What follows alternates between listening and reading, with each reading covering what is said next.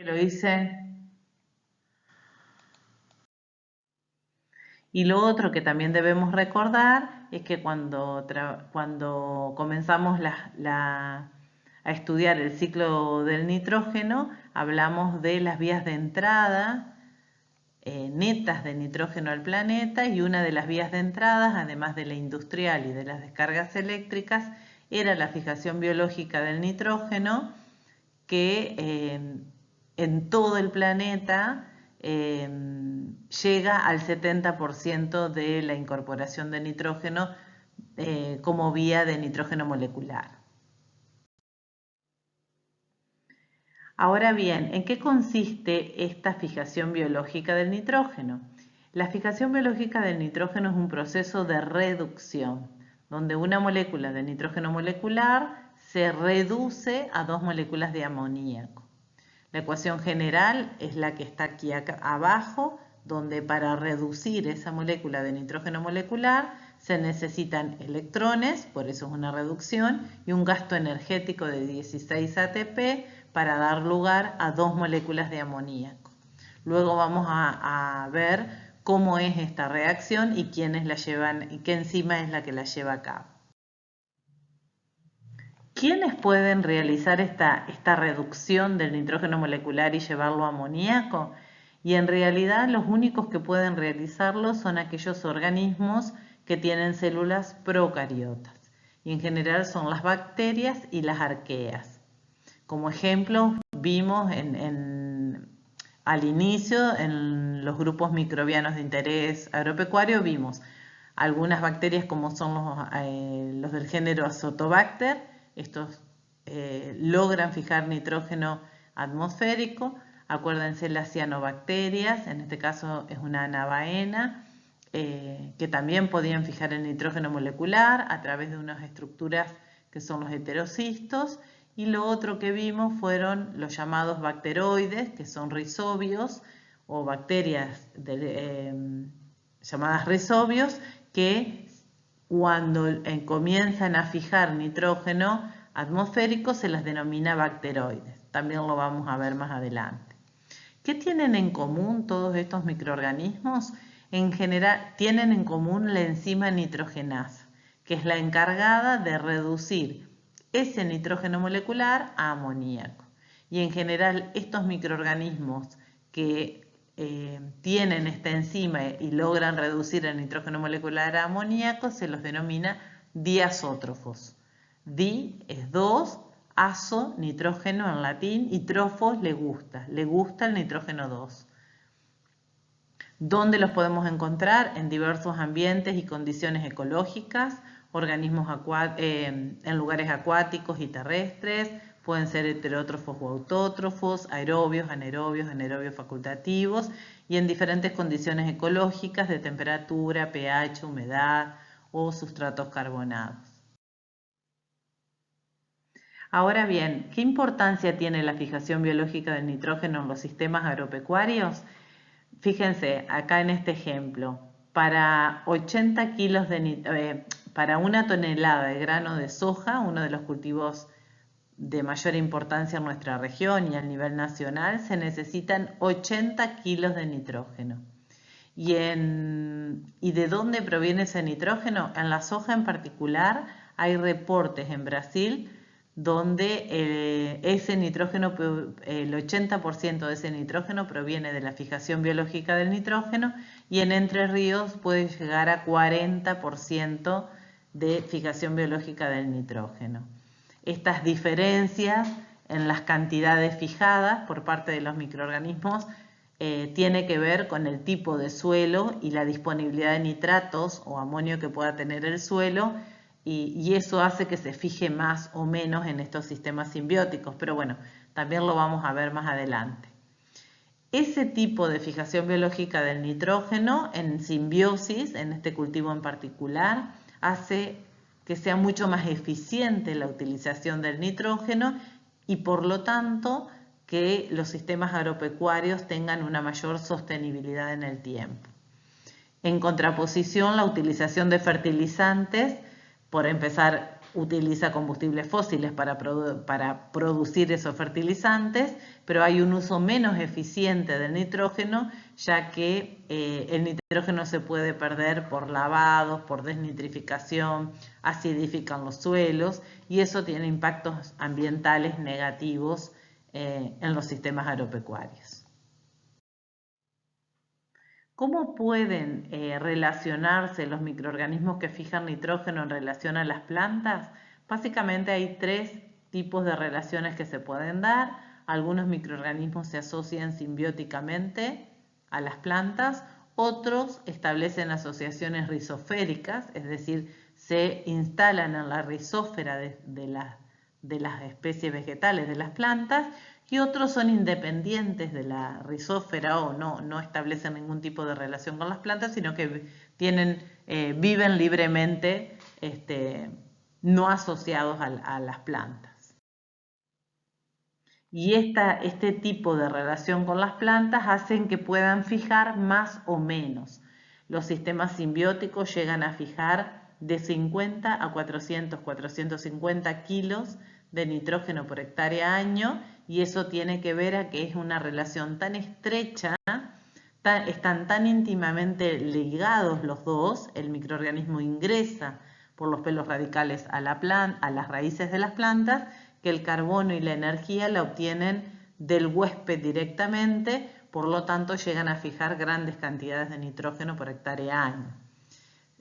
Sin embargo, aquellos que se establecen o que se asocian o que están instalados en la rizósfera de las especies vegetales dependen del carbono y de los exudados que liberan esas especies vegetales, y llegan, como dependen de esos exudados o de las descamaciones de los pelos radicales y de las raíces, entonces llegan a fijar un poco menos, de 20 a 30 kilos de nitrógeno por hectárea año. Y luego están aquellos que son de vida libre, que son independientes de los exudados de la rizósfera o que estén instalados simbióticamente. Por lo tanto, esos de vida libre pueden ser heterótrofos o autótrofos. Aquellos heterótrofos son aquellos que dependen de los restos o de materia orgánica que se encuentra en el suelo, de ahí sacan el carbono y la energía y llegan a fijar entre 2 a 10 kilos de nitrógeno por hectárea año. Y aquellos que son autótrofos, es decir, aquellos que hacen fotosíntesis a partir de la cual obtienen el carbono y la energía, como son mucho más independientes a la hora de su nutrición, por lo tanto llegan a fijar de 10 a 80 kilos de nitrógeno por hectárea año, un poco más que los heterótrofos de vida libre. Si comenzamos con los simbióticos, vamos a dar algunos ejemplos para tener idea de algunos de mayor importancia, aunque vamos a ver otros en la práctica y en las clases subsiguientes. Dentro de estos microorganismos simbióticos están lo que antes eran las familias de las rizobiáceas y que ahora han sido reclasificadas en otras familias.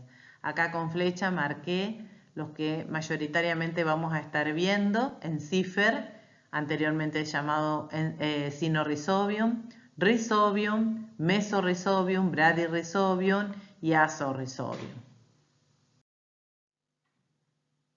Por ejemplo, están los del género Rhizobium, la especie, por ejemplo, Leguminosarum biovar trifoli, y el huésped, ¿sí? Cada uno de estos microorganismos tiene o infecta algún huésped en particular. Esa selectividad o esa selectividad entre el microorganismo y la especie vegetal hacen que sean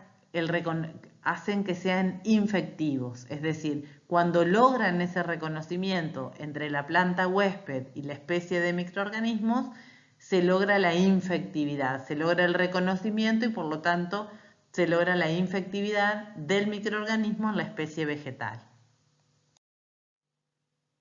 Acá hay algunos ejemplos, por ejemplo, Medicago sativa con Encifer meliloti, Estos son los nódulos, habiéndose reconocido y habiendo infectado el microorganismo a los pelos radicales de dicha planta, y esta simbiosis llega a fijar entre 200 a 300 kilos de nitrógeno por hectárea año. La cantidad de nitrógeno que llega a fijar cada uno de estos sistemas se lo denomina efectividad. Es decir, además de ser si logran la infectividad o ese reconocimiento, luego hay que ver cuánto llegan a fijar y eso hace a la efectividad. Estos son dos términos que van a empezar a aparecer y que son de importancia en la fijación biológica del nitrógeno. Otro de los ejemplos es Rhizobium leguminosarum biobarbiceae con la Tyrus sativus, con arveja. Este cultivo llega a fijar entre 60 a 106 kilos de nitrógeno por hectárea año. Acá se ven los nódulos, ¿sí? Cómo se distribuyen en las. Luego está la especie Bradyrhizobium, bueno, el género Bradyrhizobium con la especie Elcani, Bradyrhizobium elcani o japonicum, que se asocia con soja. Aquí están los nódulos en soja, en un estadio reproductivo. Acá están en los primeros estadios y este es el corte de un nódulo, cuya más adelante vamos a ver. Se ve una coloración rojiza que indica que el nódulo en principio está fijando, ¿sí? Eso es la presencia de hemoglobina, una proteína que tiene el mecanismo, esta simbiosis, este microorganismo es un mecanismo que le permite que funcione la nitrogenasa. Esta simbiosis llega a fijar entre 60 y 150 kilos de nitrógeno por hectárea año. Y este es un tipo de simbiosis que, bueno, la especie es Azorhizobium caulinodans con Sesbania rata, y lo particular de esta simbiosis es que los nódulos son caulinares, están en los tallos. Esta especie es una especie tropical, está acá en la zona del predelta, pero lo característico son estos nódulos en los tallos. Por último, hay simbiosis entre actinomicetes y plantas que no son del tipo leguminosas. Estas se las denominan actinorrizas. El género es Frankia dentro de estas bacterias, de estos tipos de bacterias que son los actinomicetes. Y las plantas son árboles y arbustivas, no tienen interés forestal, sino que más bien estas especies se las utiliza para recuperación de niveles de materia orgánica en los suelos o fijación de dunas. Estas especies, algunas son típicas del sur de la Argentina, como Alnus y Casuarinas. Eleagnus y Comptonia son del hemisferio norte, pero fíjense en lo característico de estos nódulos radiculares, arrocetados, que llegan a fijar entre 60 a 200 kilos de nitrógeno por hectárea año. Luego están aquellas asociaciones rizoféricas, es decir, aquellos microorganismos que están en la rizósfera de las plantas, de las raíces de las plantas. Y en este caso, uno de los géneros más característicos y más mencionados son los del género, dentro de los quimioheterótrofos, Azospirillum. Acá hay tres especies, Lipophorum, brasilense y argentinensis, que es la cepa AZ39. Nosotros este microorganismo lo vimos como PGPR, tienen un mecanismo de promoción del crecimiento por liberación de hormonas, pero también llegan a fijar nitrógeno y atmosférico, aunque no se lo utiliza como fijador, sino más bien como promotor del crecimiento. Pero acá les muestro cómo es el crecimiento de Azospirillum en una caja de Petri y cómo al ser un microorganismo microaerofílico, en este frasquito con el medio NFB, se puede ver que el crecimiento de Azospirillum es por debajo del límite del medio de cultivo, ya que es microaerofílico. Y lo otro característico que muestro acá o se muestra acá es cómo colonizan la rizósfera de las raíces de las plantas. Y lo otro característico son la gran cantidad de flagelos que tiene este microorganismo. Por último están aquellos de vida libre. Los de vida libre pueden ser quimioterótrofos. En realidad estos de vida libre se coloca acá como de vida libre y o asociados a la rizósfera. ¿Por qué? Porque no hay una división tan tajante en su vida, si son de vida libre o asociados. Por ejemplo, uno de los microorganismos más típicos o más conocidos de los suelos y que es de vida libre es Azotobacter crococcum. Sin embargo, Azotobacter crococcum, cuando está en presencia de Paspalum dilatatum, se comporta como rizosférico. Entonces, dependiendo muchas veces de con qué especie vegetal está, pueden tener un comportamiento distinto. Acá este es un ejemplo típico de este comportamiento. Acá está el crecimiento en una caja de Petri de Azotobacter crococcum y la observación microscópica de la misma especie. También está Beijeringia indica, que se asocia o que está en caña de azúcar, o Dersia gumosa. Y por último, y aquellos de vida libre, fijadores de nitrógeno, como son los fotoautótrofos.